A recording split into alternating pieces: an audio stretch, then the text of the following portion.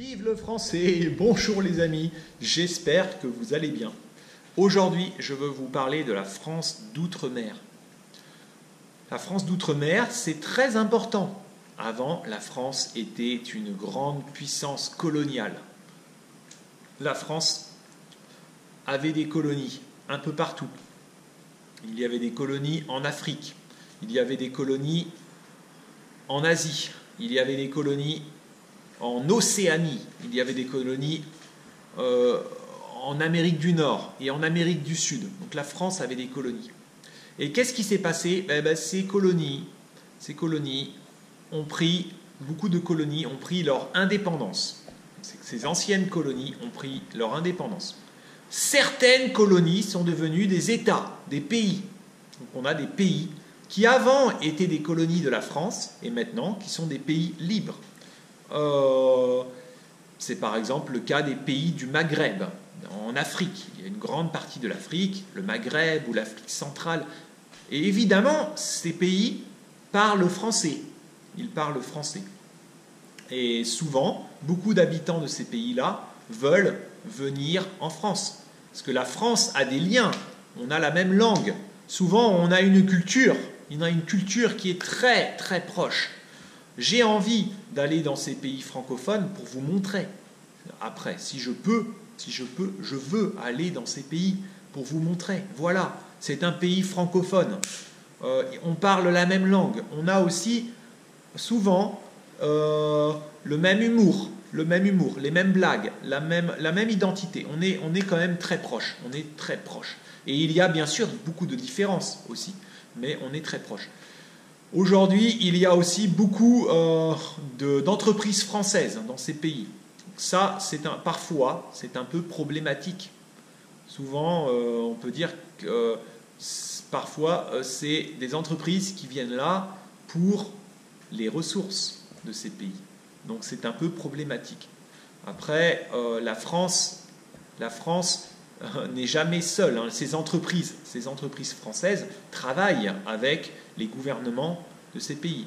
Mais évidemment, parfois, c'est un peu problématique. D'autres colonies françaises, sont devenues des DOM, des TOM. Alors, je vais vous expliquer qu'est-ce que c'est les DOM-TOM. Je dois regarder. Hein, attendez, je ne me souviens plus. Alors, les TOM, c'est ce qu'on dit territoire d'outre-mer, et les DOM, on dit département d'outre-mer. Le département d'outre-mer, le DOM, fait partie de la France. C'est la France. Le département d'outre-mer, c'est la France. Donc vous avez la France de la métropole, qui est en Europe, et vous avez les départements d'outre-mer qui sont la France aussi, mais la France d'outre-mer.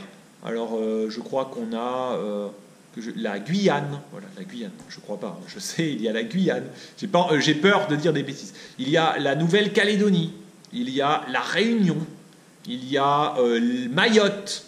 Il y a Wallis et Futuna. D'accord ? Tout ça, ce sont des départements d'outre-mer. Vous avez aussi des territoires d'outre-mer. Territoires d'outre-mer, ça veut dire que ce ne sont pas de départements français, ils ont beaucoup plus d'autonomie.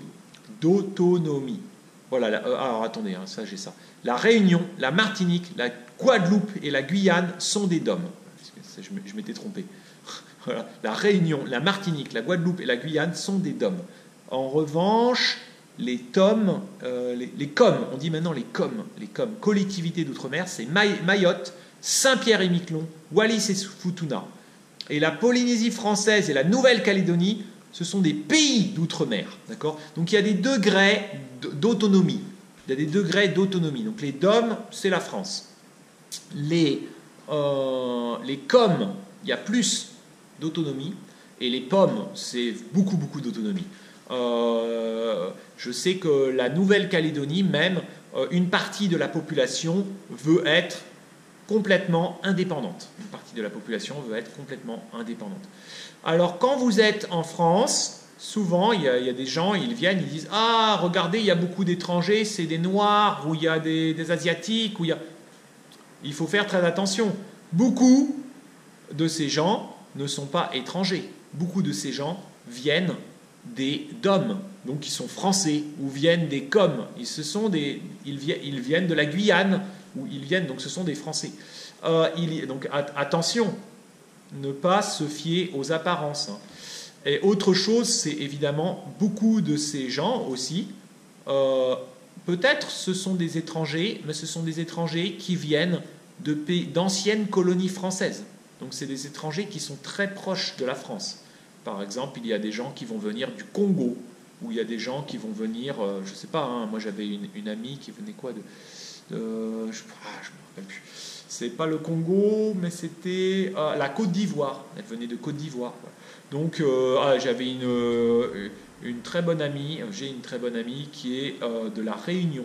Voilà. Donc il y a de tout, hein, il y a de tout. Mais souvent la culture est très proche. La culture est très proche. Voilà.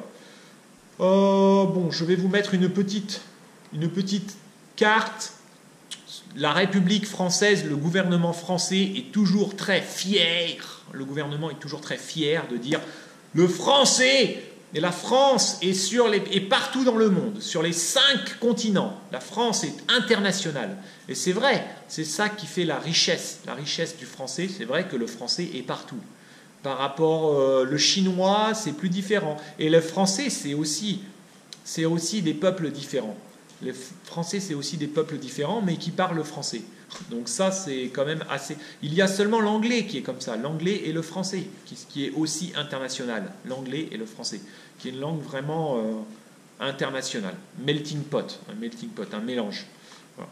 Et c'est aussi la culture. La France, c'est aussi la culture. Bon, je vous laisse. À bientôt, les amis. Merci.